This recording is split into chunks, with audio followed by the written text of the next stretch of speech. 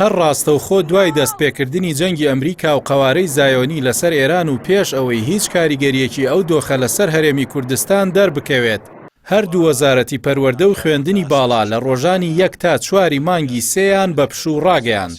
دواتریش بە بڕیارێکی دیکە لە 8 مانگ تا 11 مانگ و لەو بەروارەشەوە بە پاساوی پشووی بەهارە تا 24 مانگ دەرگای خوێندنیان بە داخراوی هێشتەوە. ئەمە لە کاتێکدایە بە درێژایی نزیک بە 1 مانگ جەنگ هیچ کام لە ئێران و قەوارەی زایۆنیش بە ڕەهایی بڕیاری داخستنی خوێندنیان نەداوە و لە وڵاتانی کەنداویش خوێندن لە ڕێگەی ئۆنلاینەوە بەردەوامە.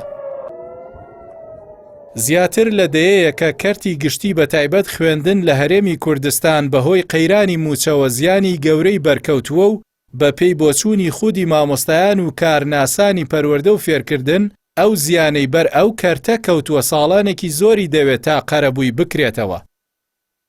لە دوای ساڵی 2014ەوە بە کاریگەری بڕیاری ئابووری سربەخۆ و هەناردەکردنی نەوت لەلایەن حکوومەتی هەرێمی کوردستان و دواتر بڕینی بودجە و موچە لەلایەن حکوومەتی فیدراڵی و بێباکی حکوومەتی هەرێم لا دۆزینەوەی چارەسەر و ڕێکەوتن لەگەڵ بەغداد، شەپۆلێکی خۆپیشاندان و ناڕەزایەتی و دواتریش بایکۆتی هۆڵەکانی خوێندن سەری هەڵدا.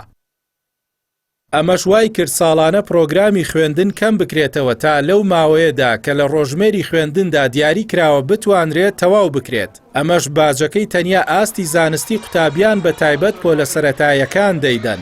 بەراورد بە ساڵی خوێندنی 2024 بۆ 2025 و ساڵانی پێشتریش چاوەڕوان دەکرا لە ساڵی خوێندنی 2025 بۆ 2026 بەهۆی ڕێکەوتنی نەوتی نێوان حکوومەتی ماوە بەسەرچوو حکوومەتی فیدراڵ و هاتنی موچەلەکاتی خۆیدا دۆخی خوێندن تێیدا باشتر بێت. بەڵام لە دوای دەستپێکردنی جەنگی سەر ئێران و لەگەڵ نەبوونی پلانی جێگرەوەی هاوشێوەی خوێندن بە ئۆنلاین، وەزارەتی پەروەردە و خوێندنی باڵا بێباکانە بەشێک لە وەرزی دووەمی خوێندنیان فەوتاند.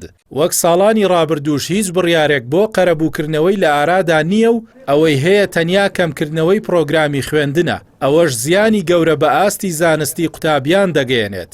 ڕاگررتنی بڕیاری خوێندن لە هەرێمی کوردستان بە پاساوی جەنگ لە ناوچەکەدا لە کاتێکدایە سەرجەم کەرت و بوارەکانی دیکەی ژیان ئاسایی وەک خۆی بەڕێوە دەچێت و نە فەرمانگە حکومیەکان، نە بازاڕ و نە هیچ کایەکی دیکەی ژیان نەوەستاون. بۆیە ئەم بڕیارە زیاتر لەوەی لە خەمی قوتابیدا بێت گومان هەڵدەگرێت. لە هەرێمی کوردستان دەسەڵات هیچ باکی بە پەخستنی خوێندن و داهاتووی ئەو پرۆسەیە نییە، وەک چۆن باکی بە داخستن و پەخستنی پەرلەمان نییە کە لە هەموو وڵات و قەوارەیەکی سیاسیدا مەرجەعی وەرگرتنی بڕیاری نیشتیمانی و چارەنووسسازە. بەڵام لە هەرێمی کوردستان پەرلەمان لەم دۆخەدا لە حاڵەتی متبووندایە.